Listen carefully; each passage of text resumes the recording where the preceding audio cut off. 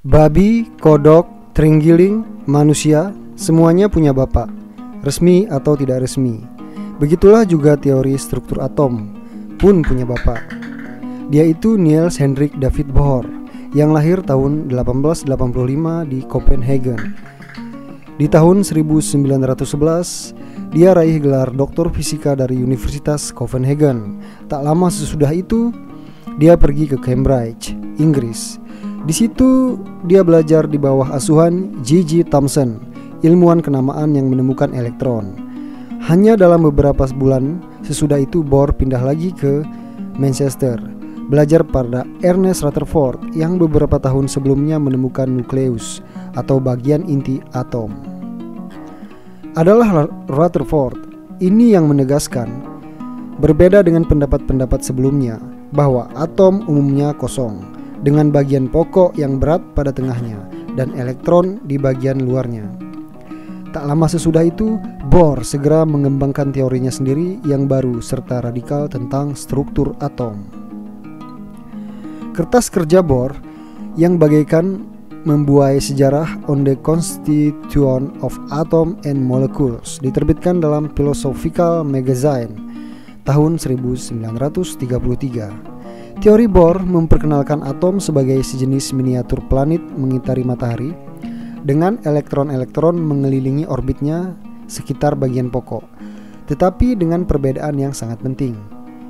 Bila mana hukum-hukum fisika klasik mengatakan tentang perputaran orbit dalam segala ukuran, Bohr membuktikan bahwa elektron-elektron dalam sebuah atom hanya dapat berputar dalam orbitnya dalam ukuran spesifik tertentu. Atau dalam kalimat rumusan lain, elektron-elektron yang mengitari bagian pokok berada pada tingkat energi atau kulit tertentu tanpa menyerap atau memancarkan energi.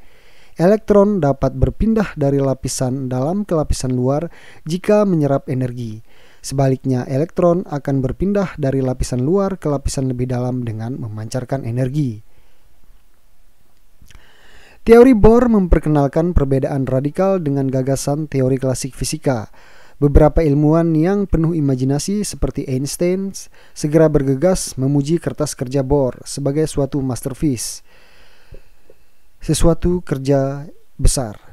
Meski begitu, banyak ilmuwan lainnya pada mulanya menganggap sepi kebenaran teori baru ini.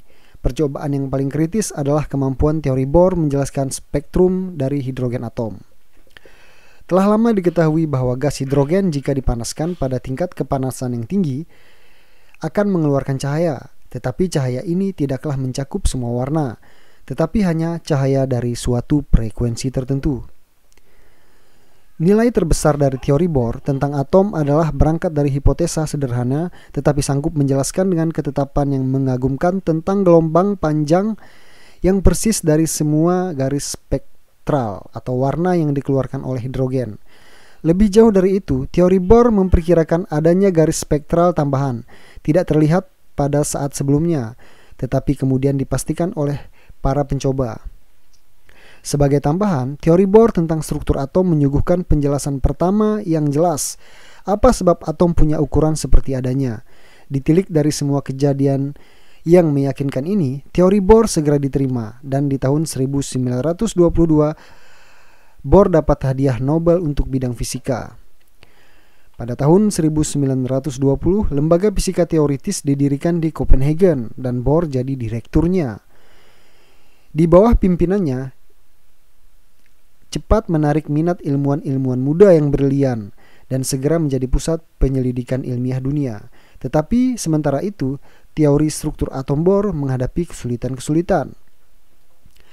Masalah terpokok adalah bahwa teori atom Bohr, meskipun dengan sempurna menjelaskan kesulitan masa depan atom, misalnya hidrogen, yang punya satu elektron, tidak dengan persis memperkirakan spektra dari atom-atom lain. Beberapa ilmuwan terpukau oleh sukses luar biasa teori atom Bohr dalam hal memaparkan atom hidrogen.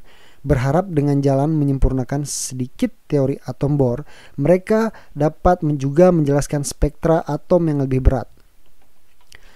Bohr sendiri merupakan salah seorang pertama yang menyadari penyempurnaan kecil itu tak akan menolong, karena itu yang diperlukan adalah perombakan radikal. Tetapi bagaimanapun dia dia mengerahkan segenap akal jeniusnya, toh dia tidak mampu memecahkannya. Pemecahan akhirnya ditemukan oleh Werner Heisenberg dan lain-lainnya mulai tahun 1925. Adalah menarik untuk dicatat di sini bahwa Heisenberg dan umumnya ilmuwan yang mengembangkan teori baru belajar di Copenhagen, yang tak syak lagi telah mengambil manfaat yang besar dari diskusi-diskusi dengan Born dan saling berhubungan satu sama lain. Born sendiri bergegas menuju ide baru itu dan membantu mengembangkannya. Dia membuat sumbangan penting terhadap teori baru, dan lewat diskusi-diskusi dan tulisan-tulisan dia menolong membuat lebih sistematis. Tahun 1930-an lebih menunjukkan perhatiannya terhadap permasalahan bagian pokok struktur atom. Dia mengembangkan model penting tetesan cairan bagian pokok atom. Dia juga mengajukan masalah teori tentang kombinasi bagian pokok dalam reaksi atom untuk dipecahkan. Tambahan pula, Born merupakan yang dengan cepat menyatakan bahwa isotop uranium yang terlibat dalam pembagian nuklir adalah U-235. Pernyataan ini punya makna penting dalam pengembangan berikutnya dari bom atom. Dalam tahun 1940, bala tentara Jerman menduduki Denmark. Ini menempatkan diri Born dalam bahaya, sebagian karena dia punya sikap anti-Nazi udah tersebar luas, sebagian karena ibunya seorang Yahudi. Tahun 1943, Born lari meninggalkan Denmark yang jadi daerah pendudukan menuju Swedia. Dia juga menolong sejumlah besar orang Yahudi Denmark.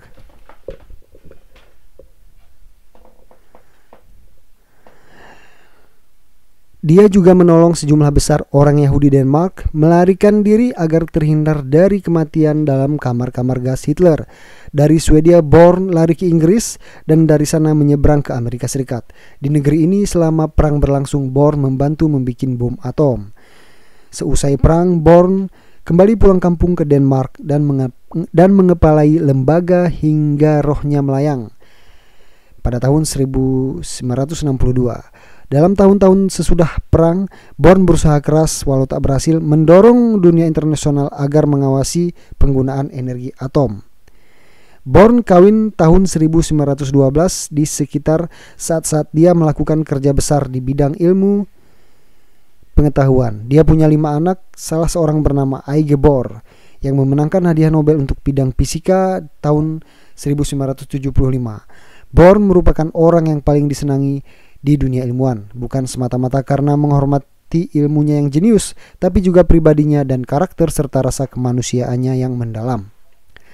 Kendati teori orisinal Born tentang struktur atom sudah berlalu beberapa puluh tahun yang sudah lampau, dia tetap merupakan salah satu dari tokoh besar yang bersinar.